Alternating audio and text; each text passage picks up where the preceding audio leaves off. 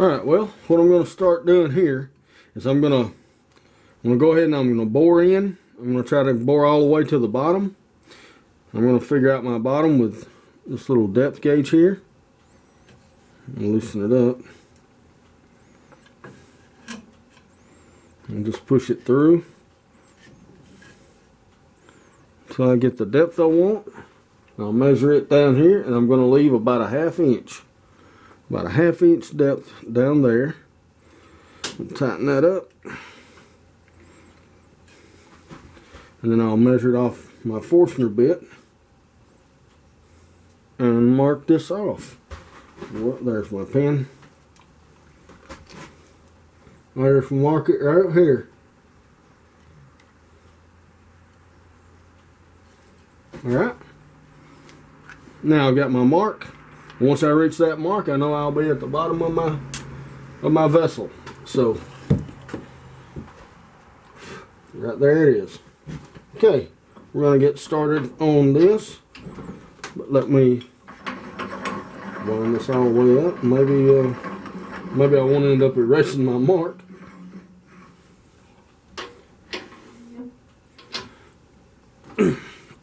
Alright. Now we're going to get started on this. Start this off nice and slow.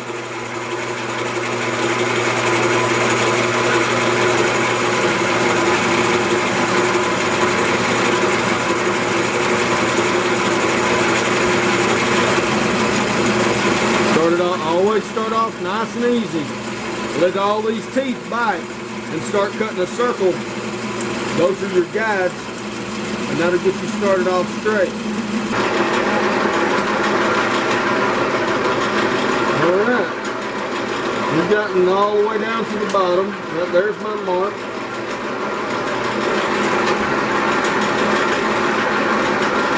Get this up back out of the way. Alright, now then.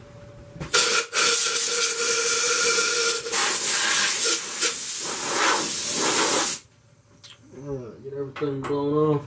Let that Forstner bit cool down a little bit. Alright, and I'll get set up to start hollowing this thing.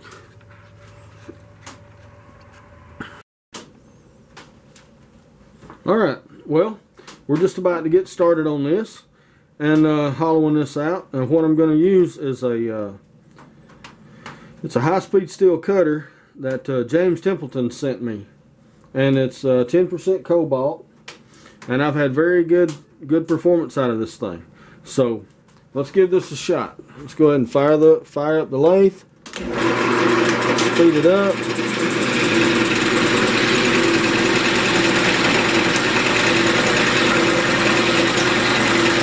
Now I want to come in about halfway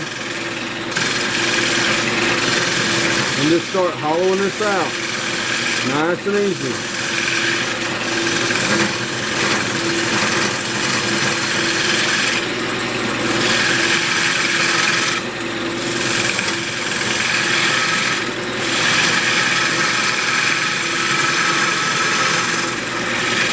Being very careful not to let the inside diameter exceed the outside diameter.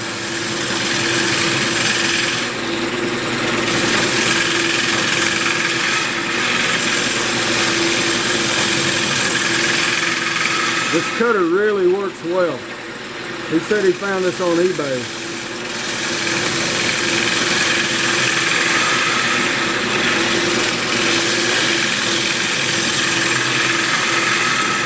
And what I'm going to do is I'm going to hollow this out with this small cutter. It's a 1/4 inch. I'm going to hollow it out with that.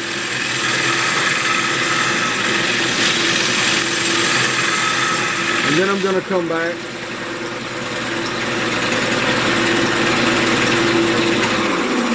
I'm going to hollow it out with this one, and then I'll come back and I'll mount this one on there. And this is a it's actually a homemade cutter. I made from a joiner blade, and it's very sharp, but it's high-speed steel. It holds an edge really well, and I just shaped the edge like a scraper. like a round nose scraper. So, and now I'll use that to smooth up the inside.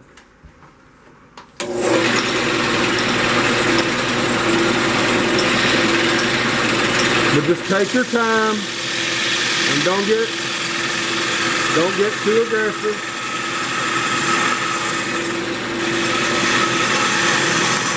And just get this thing hollowed out.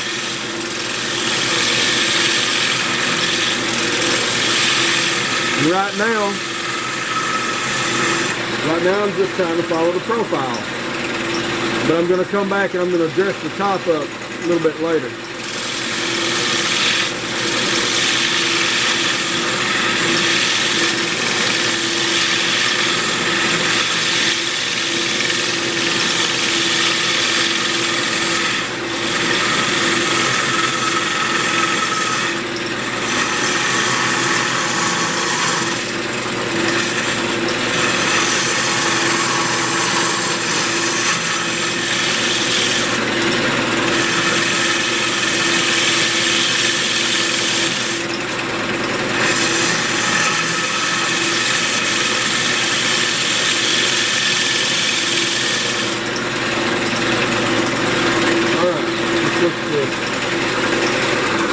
Look at where I'm at.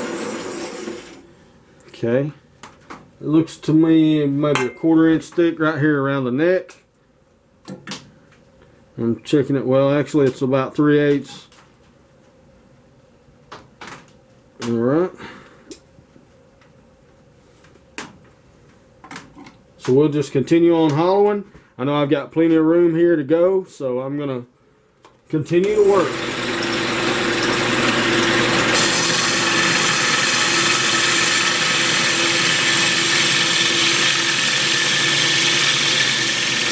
I'm not trying to get super thin.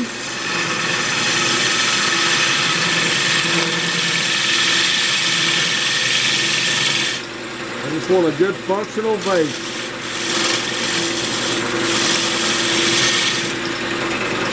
Alright, now we start getting a little deeper.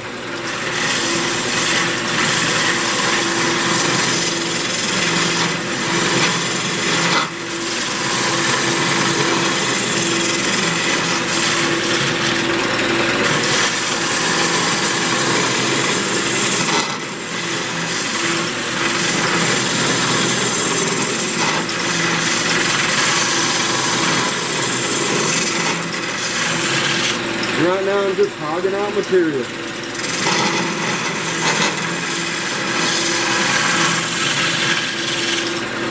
Trying not to get it too thin.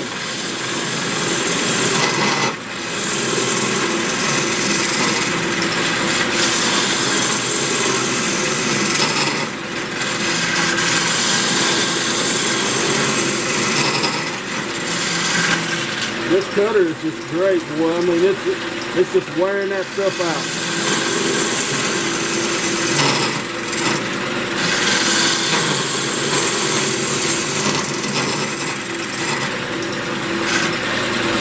Alright, I'm getting a little deep right now. So I'm going to blow this thing out.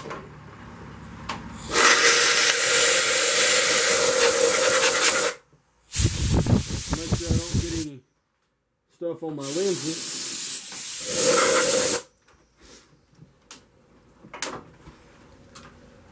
Oh yeah, I'm starting to like that.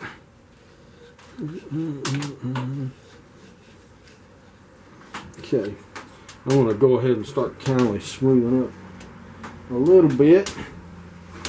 Change these tips.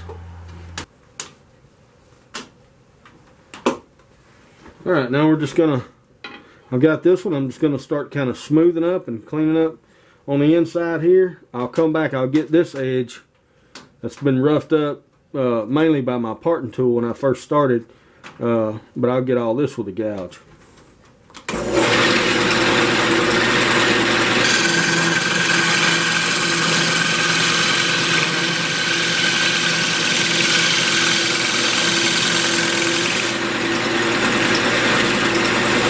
That's getting nice.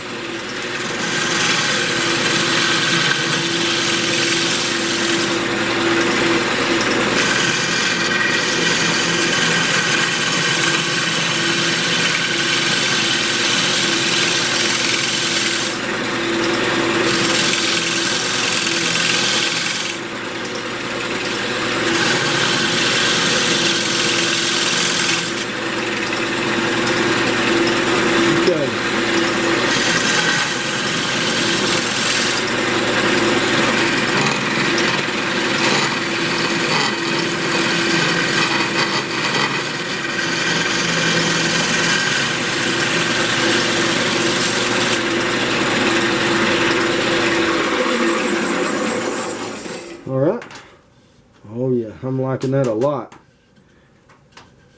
That little scraper right there really cleans that up really good.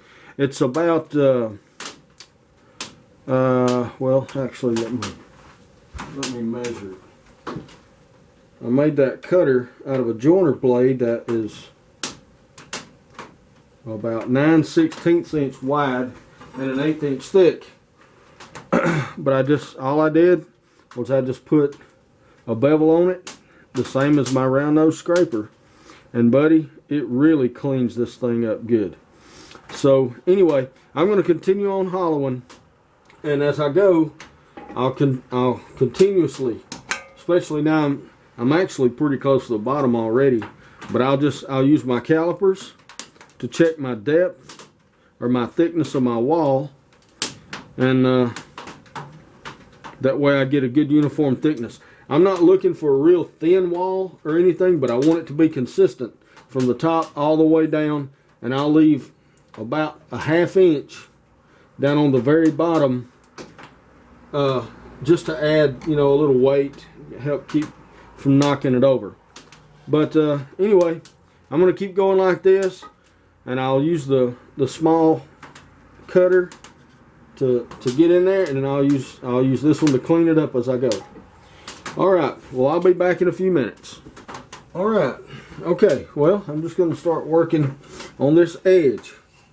Got it hollowed out good all the way down, and I've got maybe 3/4 of an inch or so, 1/2 inch right in here, just a little bit for a little bit of additional weight down at the very bottom.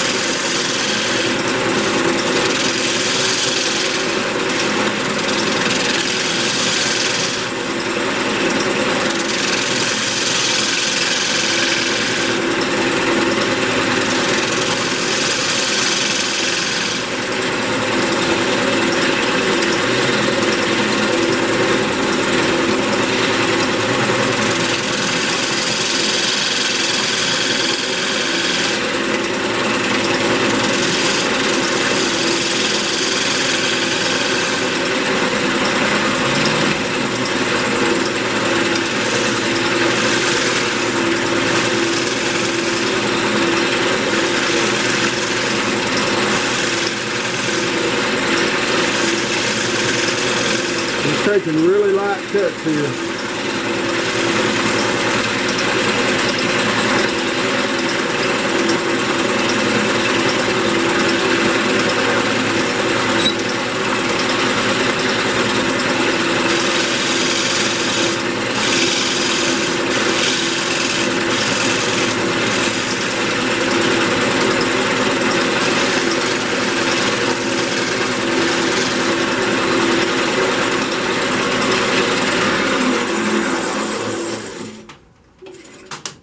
Okay, may end up having to do some repairs right in there, but we shall see.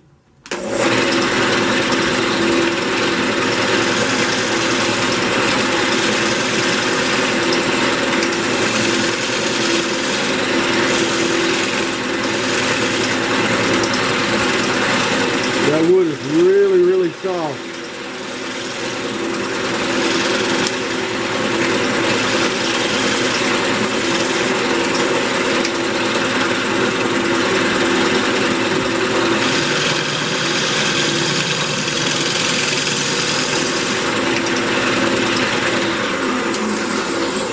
See if that's what that's about what I'm looking for.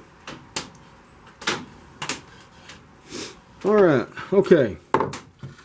Alright, well, I'm just going to get started sanding this up a little bit. See what I've got. Got a couple of repairs in here that I need to make. Right in here. All I'll do is I'll hit that with some sawdust and super glue, but I'm going to go ahead and sand at about 150 first.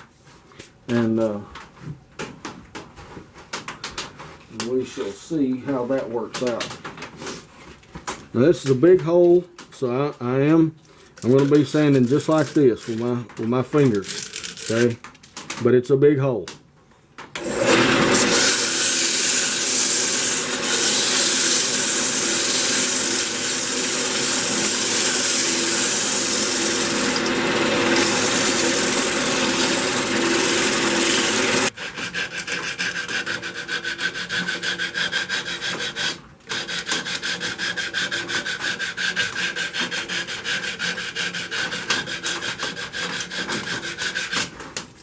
Alright, now make sure this stuff doesn't get on my lens. Okay, alright, I like that. That feels nice already. But I'm going to hit this with some sawdust and super glue.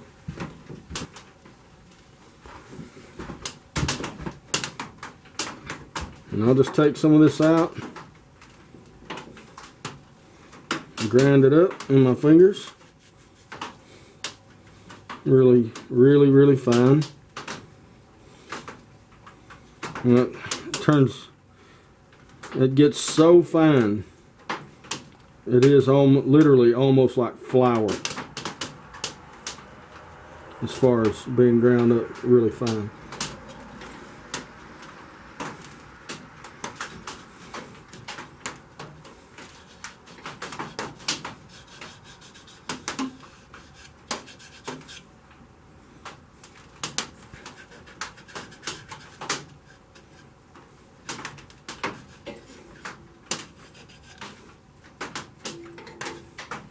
There's two more.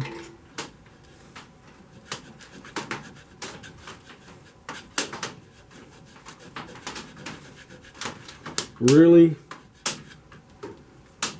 really fine cracks, but if you don't get them stabilized, they will get bigger. Alright, now we're just going to hit that with some water thin CA glue.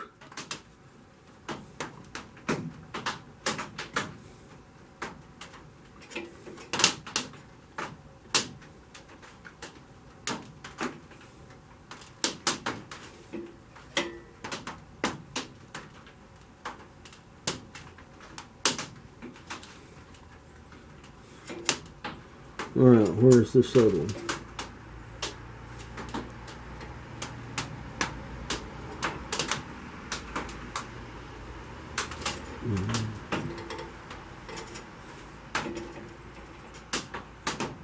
Alright, I think we're good here.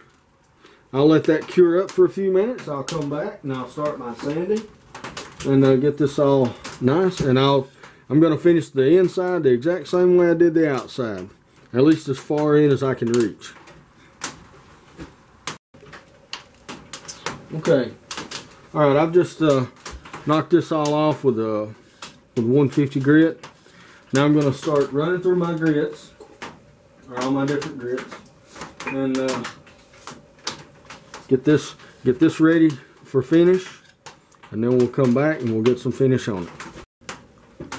Alright, well, I've got her sanded up through 600. I'm just going to kind of clean it out a little bit, and then we're going to put tunnel oil on the inside there. Alright, okay. Wow. I'll tell you what I'm going to do too is I'm just going to go ahead and put another coat right here on the outside. Because I gotta wait for that to cure anyway, so I'll just put one coat out on the outside and just kind of let it ride. So just simply because it doesn't hurt anything.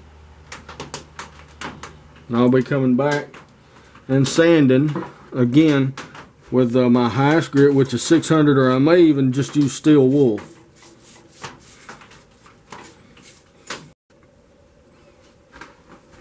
Alright.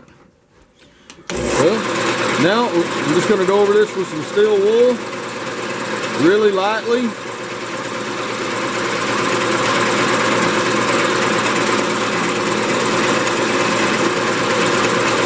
Just to kind of knock the sheen off of the tung oil. Let's see what we got.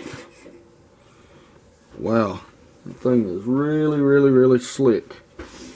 Alright, let me blow that off good.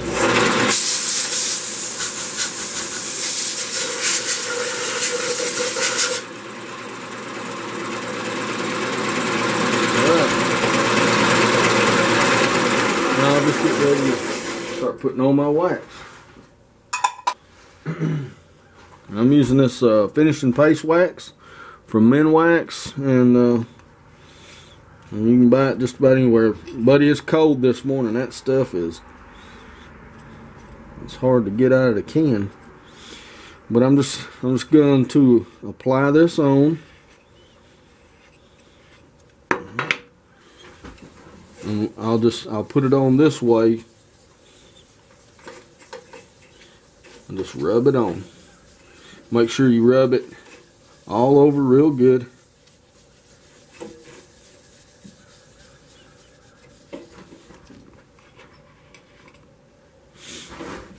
And cover the whole thing real good. Wax on, wax off, right?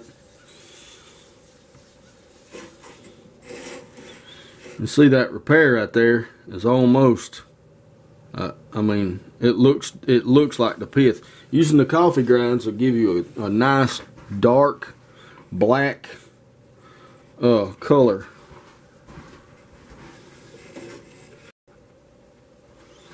Alright, well, let's get started trying to buff this out a little bit. That's nice and dry.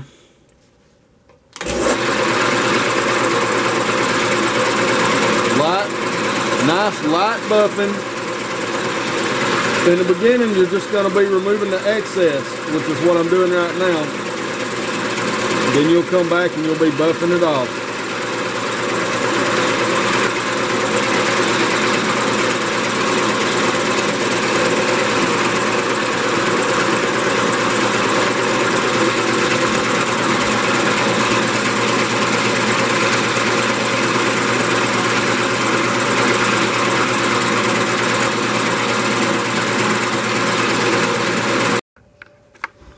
Okay, I've got three coats of wax on here.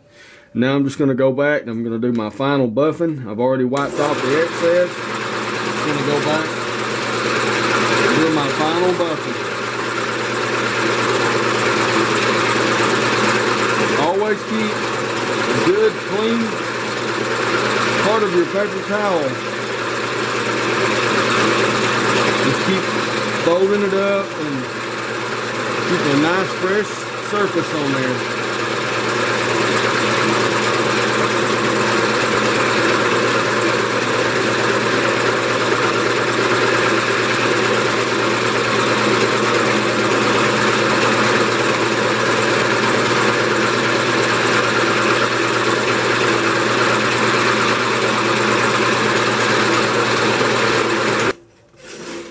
Well, there she goes.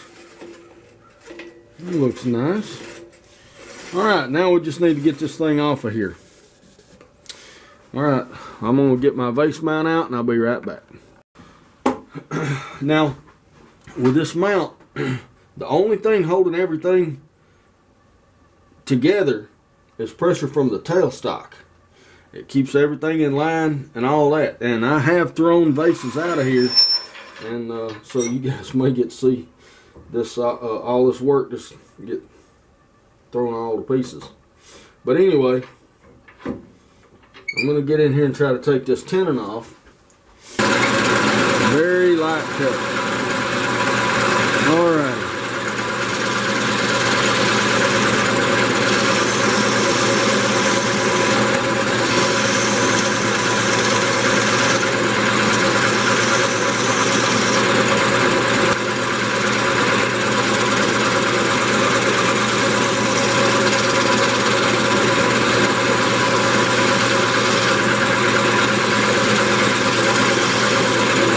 concave the bottom a little bit.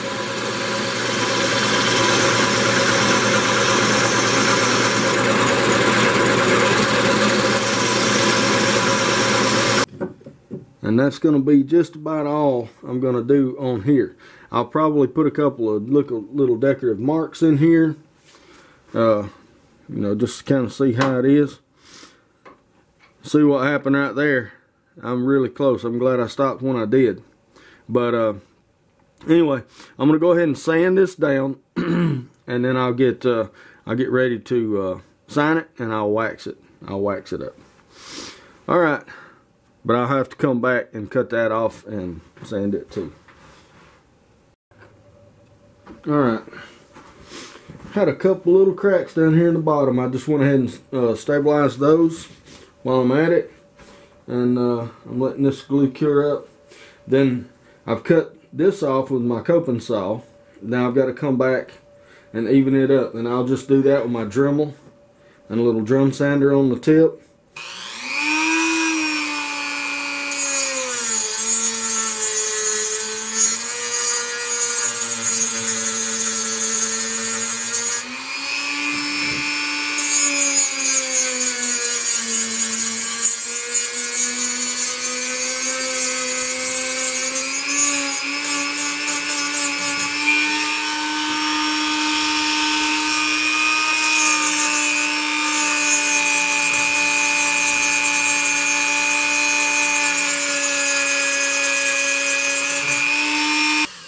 Okay, and that's how you do that. All right, I'm gonna just kind of knock this all off with some really lightweight steel wool.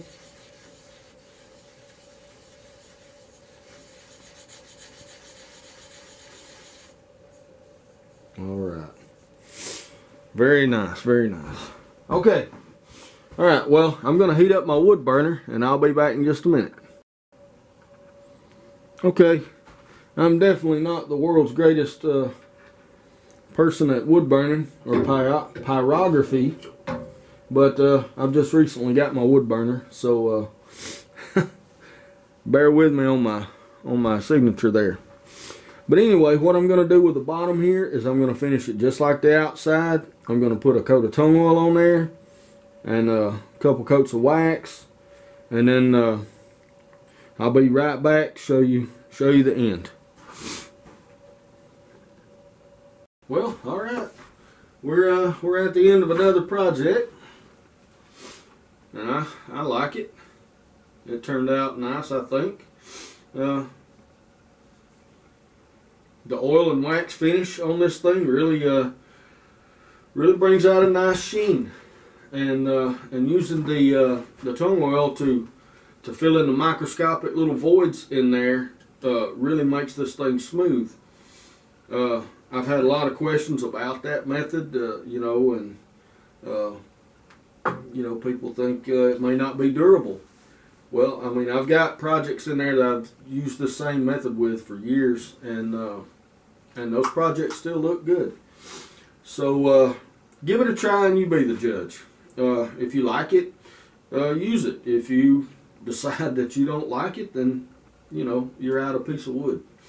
You know, so but anyway, this vase, it's about 7 inches tall. It's probably about 4.5 inches wide, and it was a fun little project. I really enjoyed it. My first my first try at pyrography a little bit. I signed my name and all that, and I found that it really does look better, especially on a dark wood, than a black Sharpie pen. This is the Sharpie pen that I normally have used to sign, you know, my work with, and works well on like maple, stuff like that, but it just doesn't show up on walnut. Once you put a finish on it, it just disappears. So, but this shows up pretty good, actually burning everything in. I'm gonna try to learn how to do that. But really enjoyed this project. The Carter & Son Rough and Gouge. In my book, it's a piece of art in itself. This thing is still razor sharp. That piece that I was roughing down was in pretty bad shape, but this tool made short work of it. Takes a little bit of getting used to. The handle's longer, it's a heavier tool, and I believe the bevel is a little bit different than the one that I have there, and I would have a little trouble with it wanting to skate back, but I think I finally got that taken care of. Just remember, a rough and gouge, you still have to rub the bevel. If you're not rubbing the bevel, you're either not cutting or it's going to want to skate with you, want to skate backwards. But this tool right here is, in my book, it's second to none. And you know, I guess when Alan and Carl sent it to me, thank you very much, by the way. You know, I wasn't really going to do a review on this tool, but it is just such a nice tool. I will be replacing the rest of my tools with Carter & Son tools. It may take me 20 years to do it, but it's definitely, I believe it would definitely be worth the money. Just simply because they come sharp and they stay sharp. But I was really humbled by getting that by the Christmas Ornament Challenge. I never would have thought that I would have actually won that, and didn't expect to. That little microscopic ornament, wow, that was just something. The Micro Workshop, when he did that, I was actually trying to figure out how he made that nickel so big. But wow, that was fine work, and there was so many good looking ornaments and nice work in that thing. And you know, thanks again to Carl and Alan for doing that challenge again and getting people out in the shop doing stuff. And I hope everybody enjoyed the challenge. I know I did, and I did something I've never done before. I made a very small segmented ornament. I've never done segments that small before, but it was a lot of fun. Everybody get out in the shop and make something, and we'll see you with the next project.